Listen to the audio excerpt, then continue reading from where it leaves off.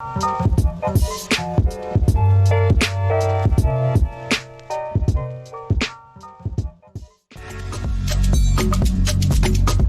first heard about the Knowledge House, I was like scrolling Instagram and I seen someone sharing their story. After that, I was like, okay, this seems like a cool opportunity. I've been trying to say I wanted to get into tech, and it seemed like the most viable option for myself at the time. And then I realized that this was like the program for me. Right now I'm learning coding. Before this, I never thought I would even be able to achieve anything in technology. I was really bad with computers. Day to day, we have different projects and homework that require us to learn specific types of skills to manipulate different parts of a website or a blog and create a new post. We also practice exercises so that we can prepare for rigorous technical interviews. Also just learning the ABCs of code. So we're really building our foundation right now. The allure of a program like the Knowledge House being free was like, oh my goodness, like this is gonna help so much. Like I don't have to get in and then be bogged down by loans or debt to pay back and have that kind of hanging over my head. So I'm hoping to gain the skills to be able to succeed in the technology world, and I'm hoping to be able to then pay it forward to people like me and people that are struggling to be better and do better in life. Honestly, it takes a lot to make a house a home, but for the Knowledge House, they've showed me love, they showed that there is a purpose, so I'm thankful and grateful to be for the next year.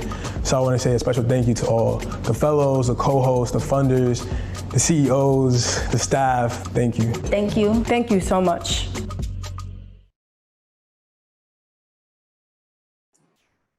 Awesome, and thank you all so much for joining us today.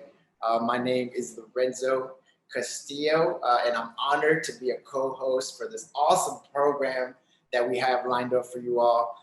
When Jerelyn told me she wanted to host this really cool fireside chat, I said to myself, I got a fireplace, so let's make it happen. This is gonna be easy. In all seriousness, our goals for today are to have some fun, learn about the importance of funding change makers of color, and we want to reach the $300,000 mark toward the Knowledge House's $500,000 goal, so more students can access their Outstanding Innovation Fellowship. Our time is designed to be interactive, so please be ready to chime in. Our team is actively monitoring the chat. We got Cassandra on the chat, so please ask questions by posting them there, and we will be sure to answer today or follow up after. You will also see a series of polls pop up as Jerelyn leads us through our conversation with industry leaders. So submit your responses to the poll, and we will be sure to share the results as we go along to help inform our discussion. Again, thank you so much for joining. And without further ado, I would like to welcome Cesar Perez to help kick us off today. Cesar, there he is right now. He is a graduate of the Knowledge House, joining us live from Washington Heights. We're excited to hear from you, Cesar. Your journey, like many of ours, is not linear. So everyone, as you listen to Cesar, I invite you to think about your own career trajectory. And with that, I'll pass the mic to Cesar Perez. Lorenzo, thank you for the warm welcome. Good morning, everyone. Just to give some more context on myself, my name is Cesar Perez. I am a software engineer, and prior to my career as a software engineer, I was a professional recording artist and a touring act, and I did that for many years. And I love the work, of course, but it definitely, the travel became grueling, and to be honest, there's no real retirement options in a field like that. So, I began to think outside of my box and in ways that I can continue to be creative and in different spaces. And thankfully, I had mentors in my life who were working in the technology field that encouraged me to pursue engineering. And so I did some research and ultimately landed on the Knowledge House.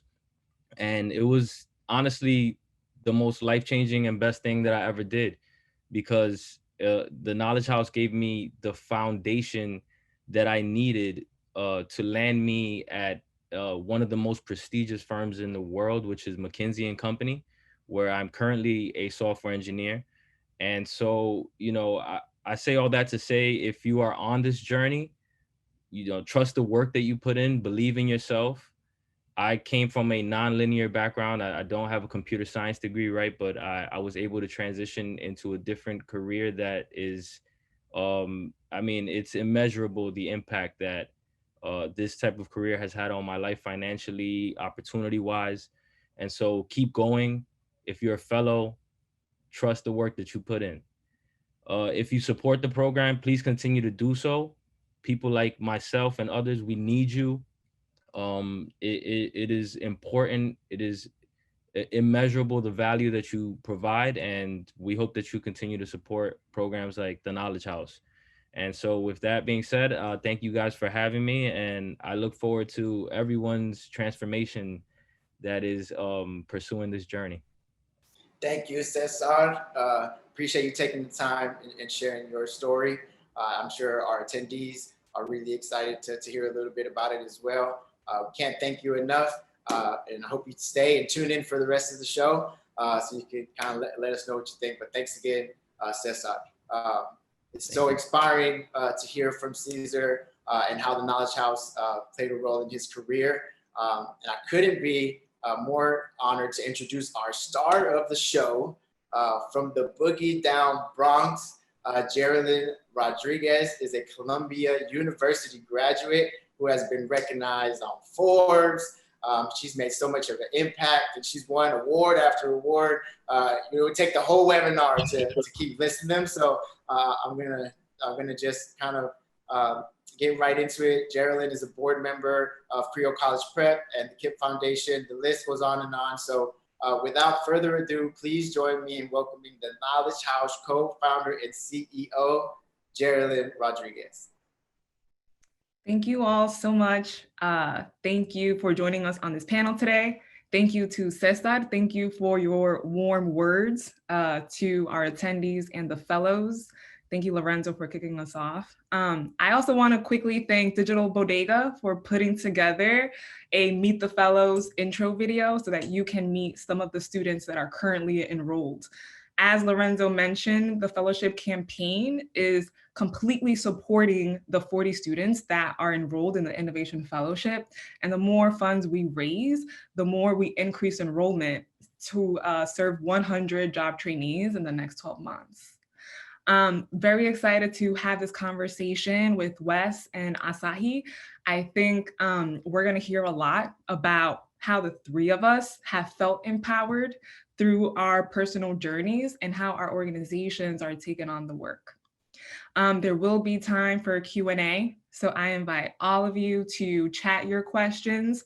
And really excited that this panel has attendees ranging from current funders, prospect funders, our alums and our fellows are on the call, nonprofit partners, and of course our sponsors.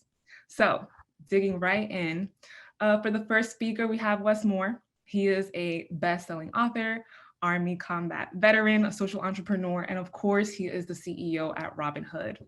And Asahi from Goldman Sachs, she is the global head of corporate engagement and the president of Goldman Sachs Foundation. So thank you all for joining me today.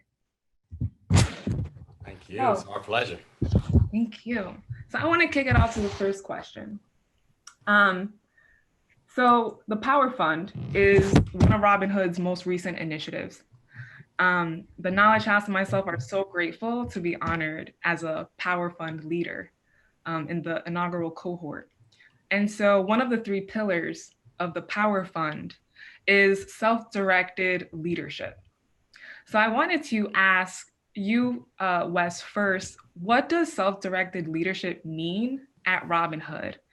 And can you tell us about a moment where you had to pursue self-directed leadership and how that got you where you are today?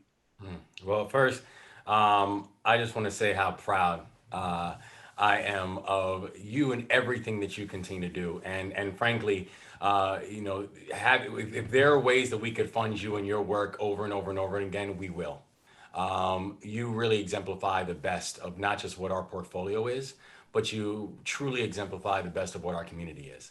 And so it's an honor to have you as part of this portfolio. It's an honor to be with you, Asai, always. and just thank you for everything, and thank you for the chance to be here. You know, and part of it, even as I get into the self-directed leadership, I think it's also important to add context as to why the Power Fund is so important in the first place, and why your inclusion in it is so important in the first place. And it goes back to this idea that, you know, that Robinhood for the past 30 years has worked to identify and fund and work with community partners and implement the things that we believe are the most, most effective solutions that increase economic mobility, actually measurably and sustainably for our community. And we use data and we use metrics to really guide our pathway, right? But the data led us to somewhere else. And the data, frankly, led us to somewhere that was a pretty disturbing blind spot. The data led us to the fact that if you look at philanthropy across the board, over the past 2 decades, only about 10% of philanthropy has gone to organizations that are led by people of color, despite the fact that we have seen a 400% increase in philanthropic giving. So we continue to have a situation where the voices of those who are oftentimes closest connected to the community, the ones who represent impacted communities, are not actually the ones making leadership decisions. They're oftentimes the ones who are recipients. And it feeds into this very not just inaccurate, but offensive idea of what charity is, right? The idea that we are being charitable to peoples and organizations as if the individuals who we're talking about don't have individual autonomy over their own growth and elevation. And so when you consider the fact that the majority, particularly when you think about New York, the majority of people who are living in poverty are people of color, but such a small percentage of dollars go to organizations led by people of color, we realize that it's not only wrong and highlights these elements of systemic racism that exist, it also doesn't make sense, because the people who are closest to the challenge are the ones who are closest to the solution. So that was the whole point of this idea of the Power Fund, was that we really wanted to have a fund that was exclusively focused on not just the identification and the funding of leaders of color, but also how do you think about these other elements of capacity building and self-directed leadership. And those became just as important as the idea of funding. And it's for a couple different reasons. One is it is about what are the other elements of support that organizations and entrepreneurs, need, that oftentimes, frankly, other leaders who come from other communities, they get naturally and inherently. But then when we look at the organizations that we lead and the organizations that we're a part of, if those pieces are not in place, it can have a significant impact on the growth and the trajectory of the organization. So we found that to be important.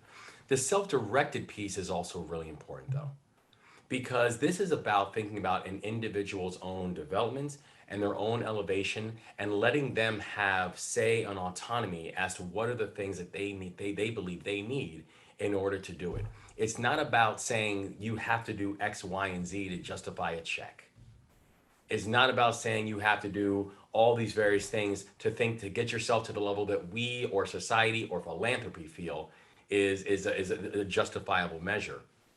But it is about giving that sense of individual autonomy as to what growth actually looks like. And finally, I think when you asked about how it framed in my own life and in my own upcoming, it goes back to oftentimes this idea of this imposter syndrome that I think for so many of us that we almost innately and naturally possess, but that frankly that is almost injected into us from society, where we somehow feel that everywhere we are, or we're almost told to feel that everywhere we are, it's because it comes from a gift from somebody else.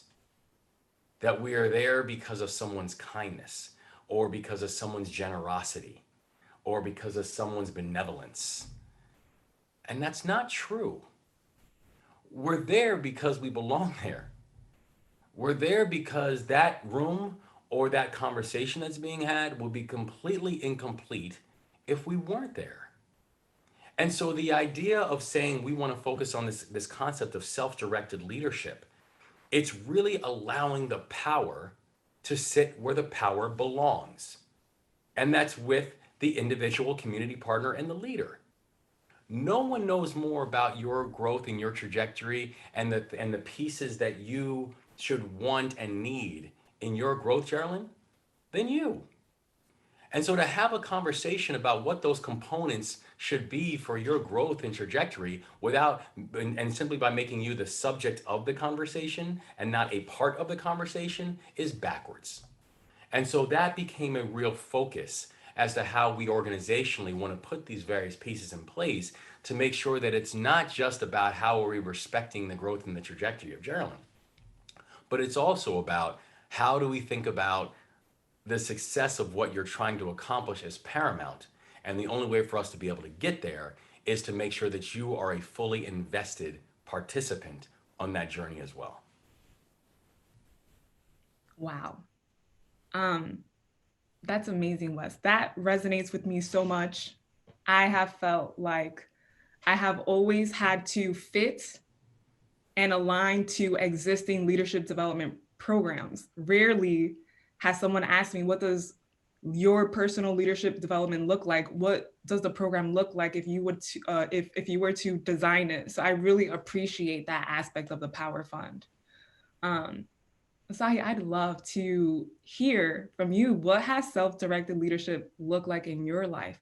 And if you can tell us a little bit about your story and how you got here as a native New Yorker, I definitely want the attendees to hear that story.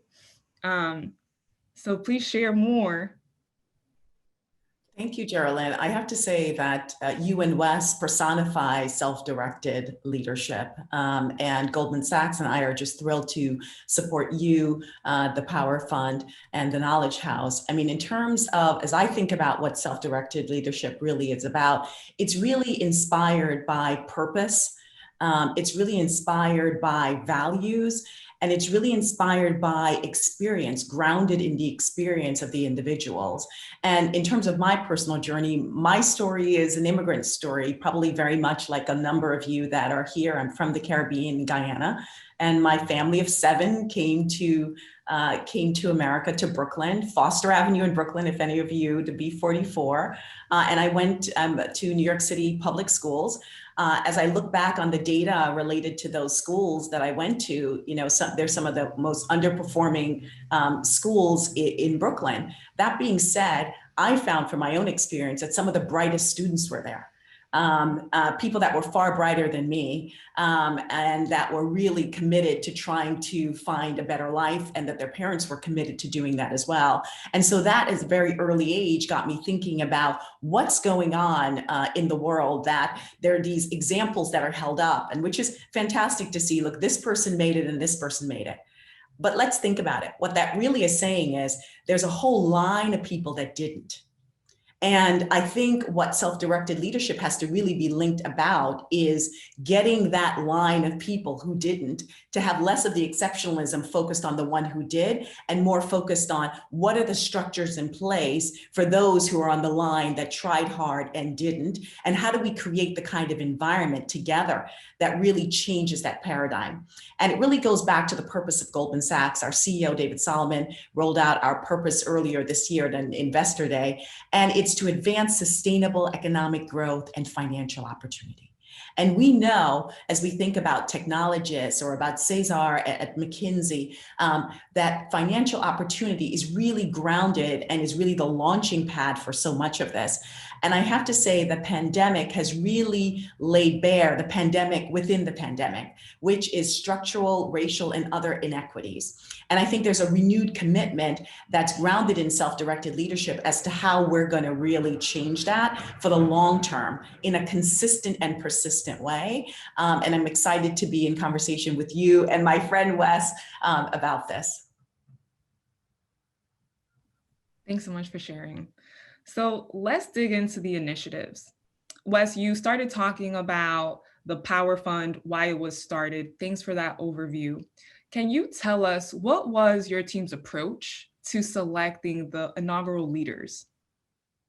What were you looking for in your grantees? I know there's a bunch of leaders of color that have nonprofits, and they are asking me, what should I be doing? Well, you know, and honestly, I think part of it was that it wasn't that these leaders should be asking, what should I be doing? Honestly, the process of the Power Fund was Robinhood asking itself, what should we be doing? Because part of this was, and this becomes this natural instinct inclination oftentimes of philanthropy. It's about asking people to move and to conform into what it is that we say we are looking for, without understanding that the paradigms that were created from philanthropy's earliest inceptions were not things that necessarily included leaders like us. And so consistently asking the leaders, consistently asking community partners, people who are on the ground doing the work every single day, fighting and advocating for community members, but then continuing to ask them to bend over backwards to fit into our paradigm of what success and successful leadership, that action needed to be turned on its head. This wasn't a conversation about what can leaders of color do to better fit into our understanding of leadership. This was about asking our organization to be able to go through the contortionist exercise of rethinking how it is we identify and understand the leaders that are doing the most effective work, and then also can we make sure that we're giving them not just the financial, but the other elements of support that we know that their work justifies. And so it really was about how do we identify two categories of leaders. The first is kind of like, the leaders of today, the ones who are at the helm of established organizations with the potential to have an outsized impact through additional investment and support, and frankly, people who, they should have been part of our portfolio a long time ago, no matter what criteria you're examining. But then also it's about how do we also identify those leaders of tomorrow? And it's really the pipeline of organizations that might not be as known, that might be a little bit, less established, but are primed to flourish through the investment, through the technical assistance, through the wraparound support, and also that they're primed to flourish not just as an organization, but their leaders are special. There's something truly special about the leaders that every single one of the Power Fund recipients, I think you can see by the leaders, just how remarkable they are. And, how do we think about it, how it conforms and works into our work, where we do look at our work in this idea of life stage verticals. So all of them represent, groups, all the leaders that have experience looking at this different life stages, whether it's early childhood, whether it's school age, whether it's adults, whether it's young adults, whether it's how do we think about all of our work when it comes to that life stage element of sustainable economic mobility and making sure that they all fit within there. But then also, I think one of the things that we are incredibly, incredibly excited about is that, especially if you look at these initial leaders, of the 6 inaugural leaders that we have, 5 are women of color. That was important to be able to address the disparity within the disparity. And we see it not just on the private side, right? So if you look at venture capital dollars, for example, 0.06% of all venture capital goes towards female entrepreneurs of color, right? Black women, 0.06% of venture capital dollars go to Black women. But the thing that we see is that if you look at the world of philanthropy, the same disparities exist. And so we're incredibly proud of the fact that of the 6 inaugural leaders, 5 are women of color. And again, it's not to prove a point. It's not to say, hey, we need to address this or fix this. It's actually asking the question, do you care about solving the problem? Do you actually care about getting close and understanding who are the ones who are consistently doing the work, the ones with the closest connection to the community? And I'll say that's what's one of the reasons that I look at even this screen with such pride. I look at you, I look at Asai, I look at the fact that we have leaders in these positions who look like us, who have that closeness to connection, closest to community, who have personal stories and narrative that shows an innate stickiness to what it is exactly that we're talking about and what we're trying to get done, that matters. And so I think those were some of the lenses that we wanted to be able to look at everything through the Power Fund. This is, these are qualified organizations, extraordinary organizations led by remarkable leaders and people who oftentimes have been left out of conversations. And that's really the gist in terms of the focus areas and the lens that we wanted to be able to bring the Power Fund into and be able to be incredibly deliberate and forthright about being able to address that. Love that you mentioned strong Black women, right? Asahi, I see you as a philanthropic leader in this space, and it gives me hope because you are leading these conversations, right? And so it will provide an opportunity for Black women like me that are entrepreneurs to keep fundraising, right? And not give up when they are being rejected, because they have someone with common experience that they can talk to about this work. So we know that 10% of philanthropic dollars go to POC-led organizations. Can you tell us about the Goldman Sachs Fund for Racial Equity? How was it launched? And what will be your approach to make sure that POC-led organizations receive more philanthropic dollars? Sure. I have to say, Jerelyn, first that you inspire me. So it's a virtuous circle, all around with you and Wes and the work that you're leading. On June 3rd, our CEO, David Solomon, launched the Goldman Sachs Fund for Racial Equity, a $10 million commitment across 4 verticals related to economic empowerment, criminal and legal justice reform, social change as well. And that builds upon $200 million of giving to communities of color. But I'd say sort of 3 things that I think are really driving and I think differentiated about what we're trying to do at Goldman Sachs. We understand that any number of corporations have made donations, and especially after the murder of George Floyd, corporations were doing that. What we wanted to ensure is that in addition to our philanthropic giving, we were doing more in creating what I call a consistent and persistent response to the struggle.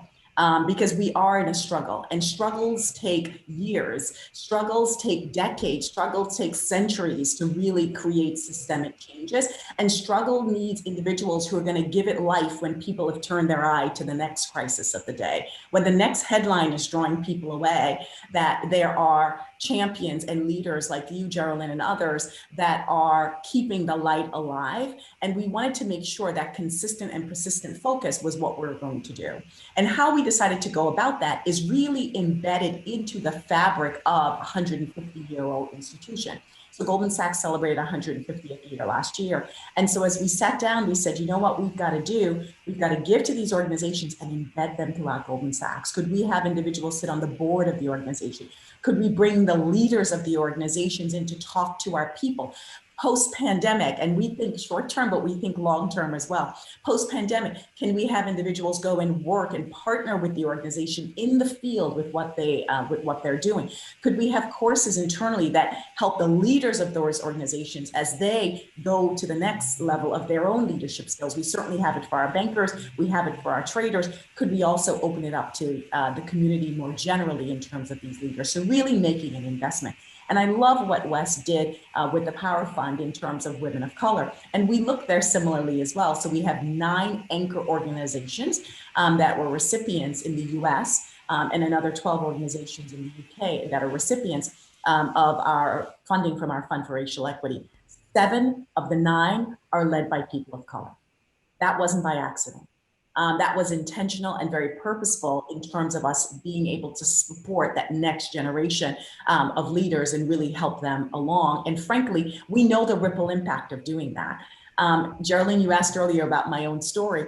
Frankly, this job that I have is probably the most unlikely appointment. I was a lawyer. I came out of Columbia Law School, and I knew that, I couldn't work in philanthropy. I said, I've got all these loans, I've got everything else to pay off, and I've got to find a job on Wall Street. And I found a job on Wall Street working for a Wall Street law firm. And I found my way to Goldman Sachs 15 years ago, and I was working as a chief compliance officer. Now, if you were to go out to the street and say, do you want your chief compliance officer to be head of philanthropy? Probably not if I sent my resume across the street. Probably not a lot of corporations would be biting.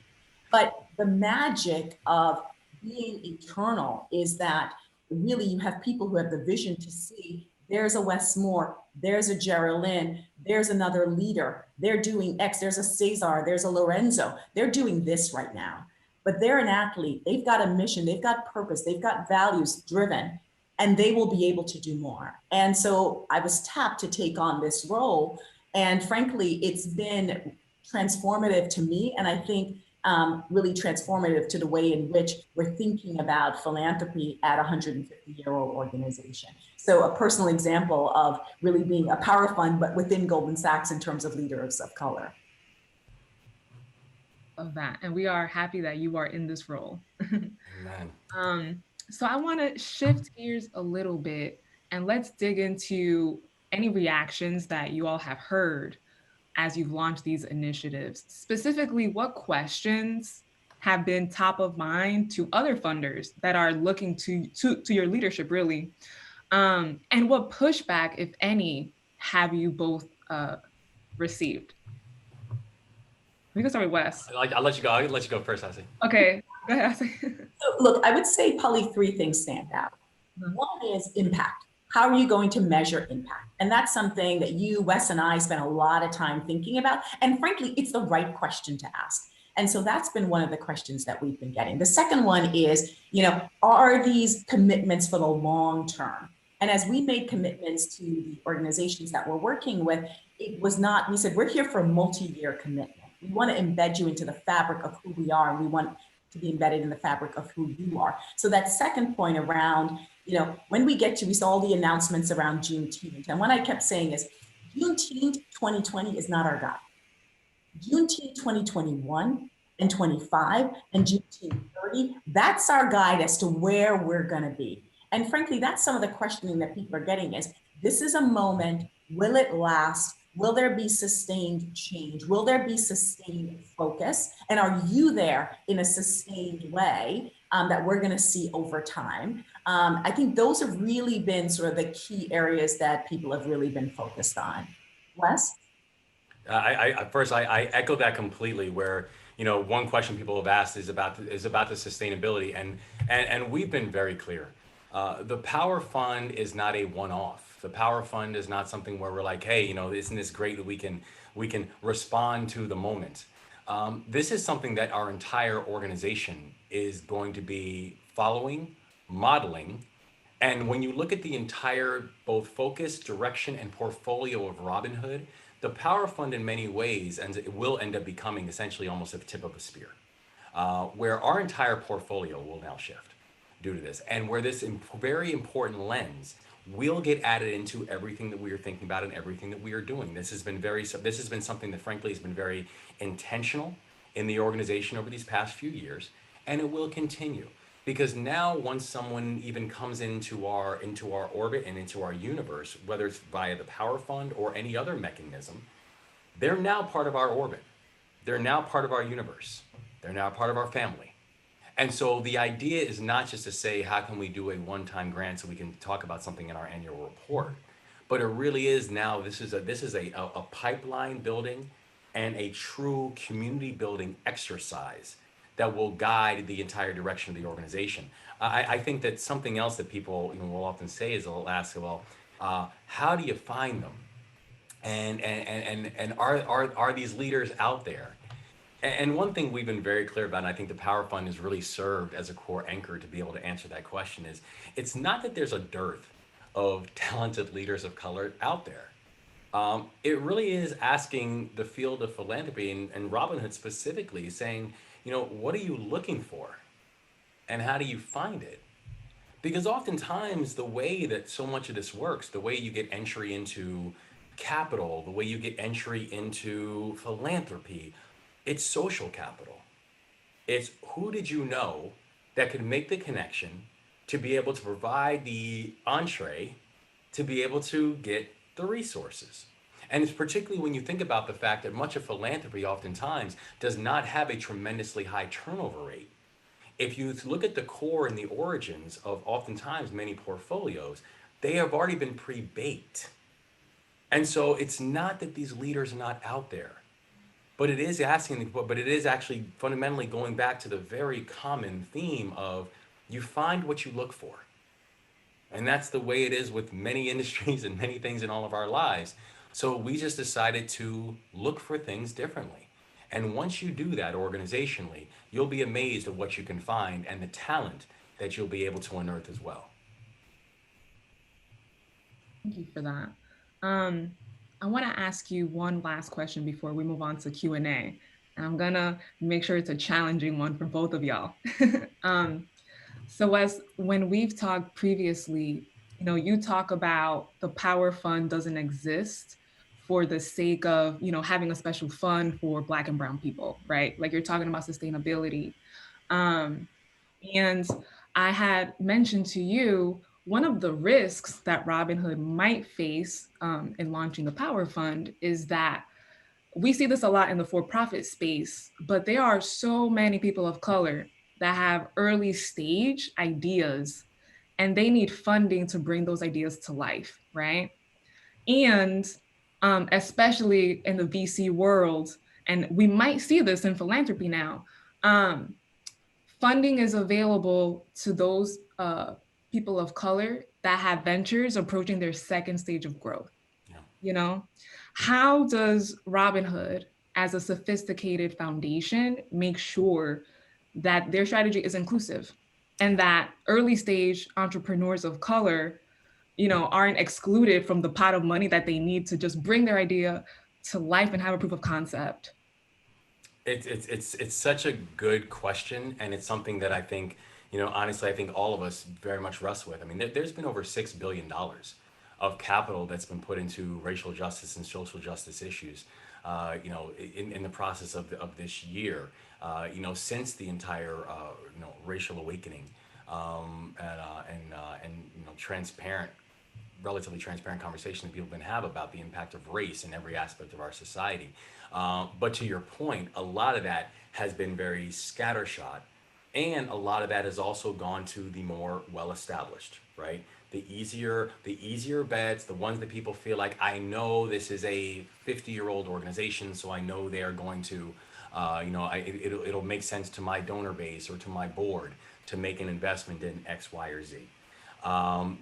But still being able to focus on what it means for the organizations who are smaller, for the organizations who are newer, especially when you consider the fact that, even right now, to your point, some of the organizations that have taken the biggest hits during this time period have actually been our newer organizations when it comes to their capital base.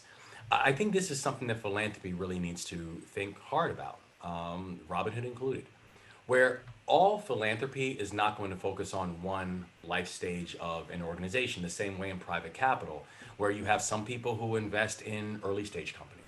You have some people who invest in ideas. You have some people that invest once a person hits their B round or their C round. You have some people that only invest in the markets and invest in public companies. So you kind of have this diversity of at what stage of companies that people go and invest in. That's good. Philanthropy should be doing the same thing. However, I do think it's important for philanthropy to understand the importance of being able to invest in early stage entities and early stage ideas for two reasons. One is that's when you have the greatest impact on being involved at the truly formative stage of a lot of these entities. And that becomes important because you can really help out the entrepreneur, you can really help out that entity to think about what is our unique lane of growth and what is the problem that we're actually trying to solve. Whereas we say the goal is not for organizations to get bigger, the goal is for problems to get smaller. The second reason why that becomes inherently important is it's also the most difficult place oftentimes for social entrepreneurs to actually get capital. It's much easier for the well-established organizations to be able to get the capital. And frankly, it's much easier for the well-established organizations to get alternative forms of capital where they can receive not only equity, they can receive debt. Many of them receive government contracts. So it's a much easier landscape once an organization gets up to that point. Philanthropy needs to be comfortable with the idea that our work is not and should not be arbitrage, right? That we don't invest so I can receive 100% success in the things that I invest in. That's not a good portfolio for me. I'm actually perfectly fine with the idea that we have a certain measure of risk and we have a certain measure of failure, because even with those things that we invest in that did not work, we learned from it. And then we can use that to still sharpen and think through, okay, well, what were the elements that worked or did not work? And then how do we then go back and make even more bets? How do we go back and take even more punts and risks? Because we believe deeply, very deeply, that the things that oftentimes people perceive, and even our organizational, historical nature of the organization perceived as risk, are actually some of the smartest investments we can make when it comes to actually being able to address the problem that we're trying to solve. And I think that's an important rebalancing that philanthropy, that Robin Hood really has to go through in this process as well. Yeah, so one of the key takeaways I'm hearing from this conversation is, in order for us to sustain this work, we need to work together, one. So sounds like foundations can come together and decide who is going to fund very early stage ideas, who is going to fund further baked ideas, who's going to fund those, POC-led organizations that are at that scale stage and they can really grow to maximize their impact. And I think that's right. And honestly, I mean, I think even if you look at the early and the inaugural Power Fund, the community partners, right?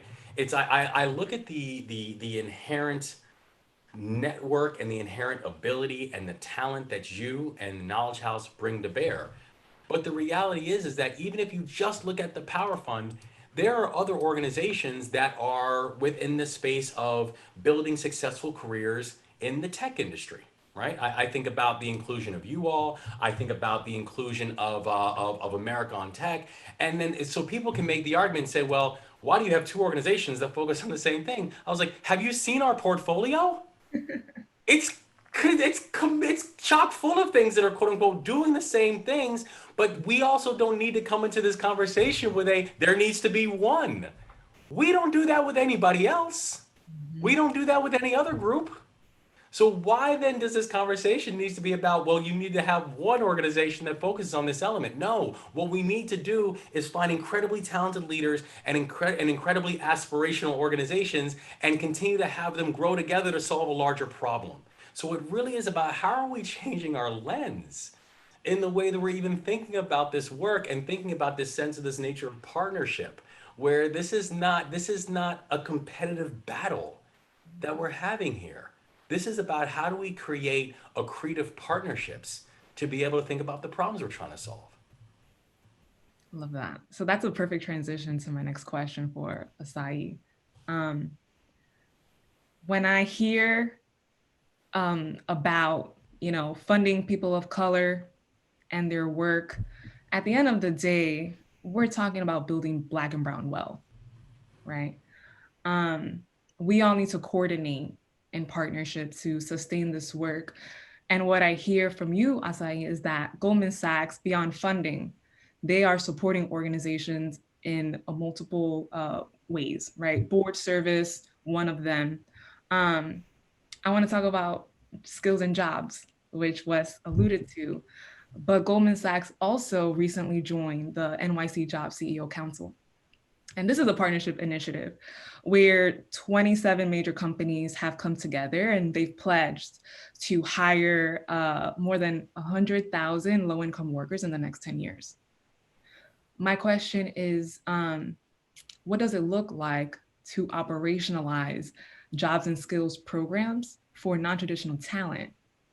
And what has to change at Goldman Sachs in terms of hiring practices and how you all, prepare your pipeline, really? Yeah, I actually think that I want to double click on that notion that Wes mentioned of changing the lens, because I think that answers your question in a really good way, which is, as we think about one, who are we recruiting and where are we recruiting from? CUNY schools of New York City are one of the most diverse pool of students. If you think about low-income students, very much you're getting a very diverse group of individuals from different parts of different boroughs across New York. And so one, it's first figuring out, are we recruiting from the right places to be able to get the kind of diverse talent that we say we want, and we do in fact want. The second thing I'd say is, what jobs are we thinking about those individuals for? And I think what I love about the council, it's really about high potential jobs within the organization that really can create multi-generational wealth for that individual. And so the focus of what kinds of jobs do we think would make the most sense? Yes, it's great jobs in operations and jobs in finance, but also jobs on the front lines, whether it's jobs in investment banking or jobs in sales and trading or jobs in global investment research. So I think first it's the where, and then what kinds of opportunities are students being thought about. The third thing I'd say is preparing those students for the opportunities. I think the quality that I had most was hunger. I was hungry to succeed. And I know very many of the students that are watching today have that same hunger in their belly, but that hunger needed to be directed to be able to really get me to the next level. And so partnering and pairing individuals with mentors and others that can really, transform that hunger into an action plan to really stand out in terms of being an excellent applicant. And then I think the last part I'd say is really bringing people into the organization and creating an organization that is fertile ground for those seeds to fall upon. Because we all know that people are sometimes brought into organizations and then for whatever reason it doesn't work out. We've got to make ourselves the kinds of organization where they can grow, they can develop, they can feel nurtured and really grow as people and as colleagues. And I've certainly seen that 15 years later in my own career at Goldman Sachs. And I have countless examples as well, but we need more. And so being part of the council is really our way to really drive that in a very, very tangible way. Great, thank you so much. So I am going to turn to Q&A. And if we don't have questions in the chat, I have a lot of questions. Okay, questions coming in. So first of all, we have a lot of CUNY folks on the call. So shout out to CUNY. And we have some suggestions actually. So I'll just read out loud what I see here. But one call to action is for the council to actually drop that BA requirement, right? When it comes to hiring folks. Which would open so many doors for our students at the Knowledge House. Okay, so we have a question from Chris. He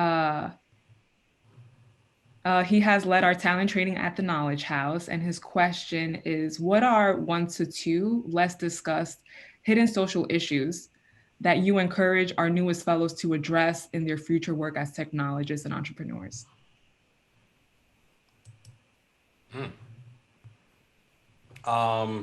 Interesting. Good question. First, let me just say, as a very proud community college, junior college associate's degree holder, I completely agree that we have a massive amounts of underutilized talent in our community colleges that we have to be able to foster. So, yes, CUNY stand up, community colleges stand up, everybody, all associate's degree holders stand up. So one thing that I think when we're talking about what is an issue, that I think whether or not it is a direct or a secondary thing that we really do need to think about, that I know we just spend a lot of time thinking about organizationally as well, is the issue of mental health. We're primarily concerned about what is happening with the mental health of our citizens, of our children, of our communities in this time and in this moment. I think that and it's both from the situation of those who are now having to adapt to a different type of work environment. I was actually just reading a report that said by a guy named Adam Grant, who's a professor over at Penn, and he was saying that he estimates that people are working 15 times longer and 15 times harder now in this remote environment, and how unsustainable that is. And it's unsustainable both from the exhaustion perspective, but also we do genuinely concerned about the mental health components of all this. And that is also for the working population, right? It also doesn't even, what he mentioned in his report didn't even touch on this impact that this is having on children. The fact that we are having children and granted children are remarkably resilient, but what this means in terms of now having and being forced in a very herky-jerky fashion to be able to rethink the way they are being asked to learn and retain, the way they are being asked to rethink their social relationships with other people. The way this is also happening in environments and in circumstances where you might now be in a home with someone who is now chronically unemployed. The other issues that mental health and abuse that we then see, and oftentimes even with the benefits, some of the benefits of in-person schooling, it is the fact that we looked at schools. They were also, in addition to places there are knowledge factories, but also there are places where they were our largest food providers for kids. They were the largest child care provider for families. They were also the place where teachers got a chance to get very real and real-time insights as to what was happening with children just by being able to have real-time face-to-face interaction to be able to understand, are there changes in behavior? Are there bruises that weren't there before? All these other factors that the school played an important community building role in that they just can't anymore. And so I think one thing that I would urge for a lot of us to just think through and think about, kind of in that in Chris's question, is the mental health component that we are then asking our families and our communities that are going through right now, because I think these are going to be some long-term impacts that that we have not fully wrestled with, and I don't think we've even put together a plan yet on how to do so. Agreed. I know that a lot of organizations like the Knowledge House now have to find a solution to this, as it's affecting staff and students. That's right. Okay, so I have one more question from the audience. This one is to you, Asai, and this is actually from a fellow. As a Latina and a woman of color breaking into tech, I'd like to know what steps I should be taking now to raise the odds of success in her favor or our favor. I think probably the number one thing is finding a mentor or several mentors that are in technology. And I would say not only mentors, but sponsors, people who are willing to walk in the door with you, to make the phone call, and to really, open doors for you, I think is probably the number one thing, because that then leads to internships. Internships then lead to opportunity where you can show and shine, and really show what you can do. So I think that's probably the number one thing I think would be important to do. And I'm on LinkedIn, so if you want to reach out, I'm happy to be helpful. There are lots of great technologists at Goldman Sachs. So you should expect 40 LinkedIn messages tomorrow morning. Just letting you know.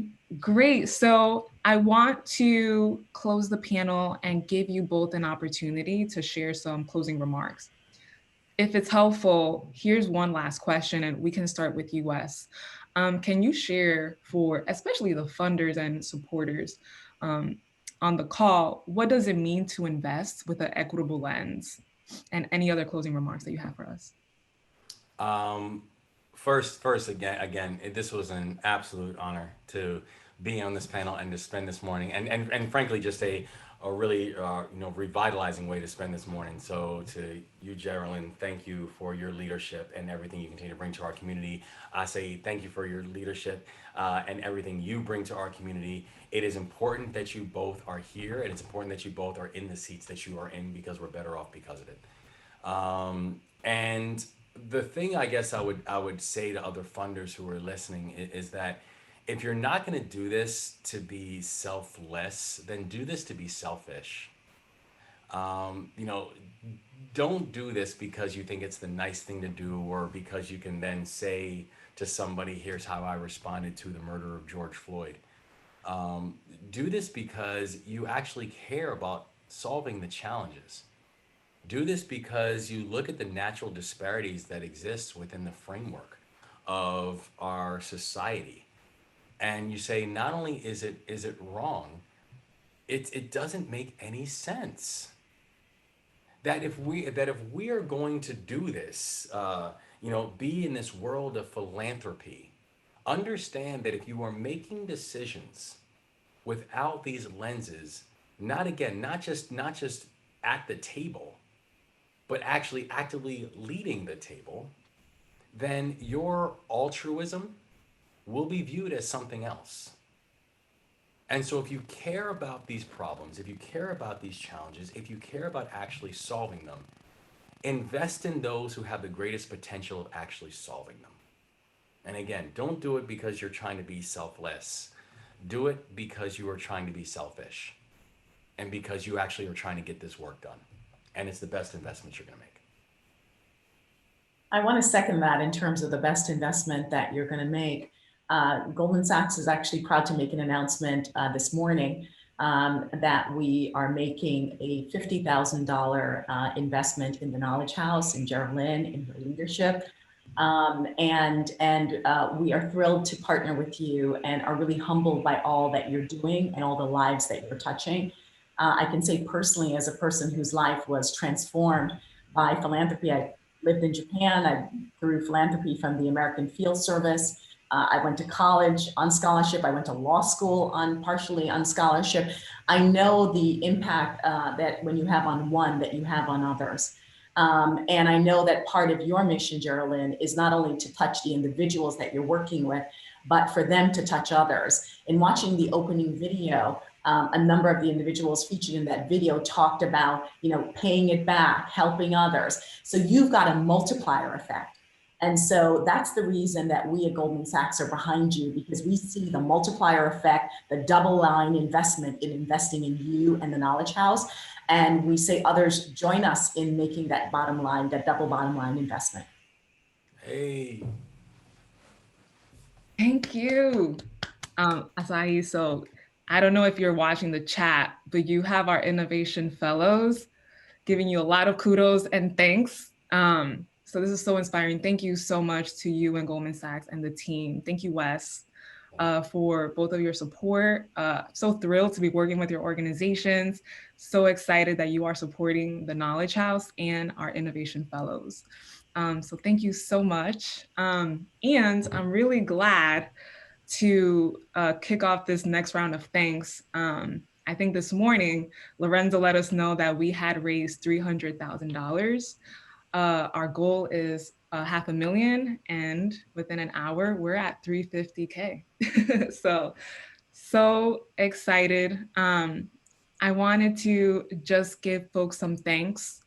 So, we obviously get a bunch of grants to support the programs and our staff, but really this fellowship campaign has opened a lot of doors for us. So one, it just allowed us to mobilize our volunteers and have them reach out to their corporate networks in support of our students. So I wanted to say thank you to our co-hosts. I wanted to send a special shout out to Pierre Carras, who's at Goldman Sachs, and our peers at KIP. So Lorenzo, who you've all met, Dave Levin, Richard Barth, especially for making this panel a success. And I wanna thank our sponsors. So Goldman Sachs, with your update today, along with Cloudinary, y'all are our lead sponsors, along with the other corporations that are sponsoring. And what's great about the fellowship campaign, beyond donations, the companies that we're working with are interested in volunteering, they're mentoring our students, and they are on board to hire interns next summer. So just quickly, I wanna summarize the results of this campaign. So far, we're in conversation with 25 potential sponsors. So we are not done yet, right? We are so close to hitting our goal, and there's still time to become a sponsor and engage in volunteering, hiring, etc. Through the fellowship campaign, we currently have 15 employer lead partners that are on board to hire in the summer. Through this campaign, we have doubled the number of online donations we've received. So as you all mentioned, everyone is being more generous and they're being supportive of this cause, and we're seeing it. We're seeing the results. And we had 70 plus RSVPs to this event. So this fellowship campaign is bringing people together in support of our students, in support of the Bronx, in support of the future workforce. And I want to thank you all. Thank you. Thank you all. So I know we are at time. Thank you for all of our attendees for joining us. If you want to have a conversation with me about next steps, you can email info@theknowledgehouse or jrodriguez@theknowledgehouse.org, and you can still get involved. And we are recording the session, so we will email it out to the attendees and we'll share broadly with our networks, and we'll keep the conversation going. Next Wednesday at 6 p.m. Eastern time, I have a fireside chat with Reed Hastings, CEO of Netflix, and Charles Phillips, board chair at Infor, and we're going to talk about diversifying the future of work. So please join us for that conversation. And have a great rest of your day, everyone. Thank you so much, Wes and Asahi, Caesar, Lorenzo. Oh, great seeing you. Congrats. Yes. Keep pushing. Bye. Thank you.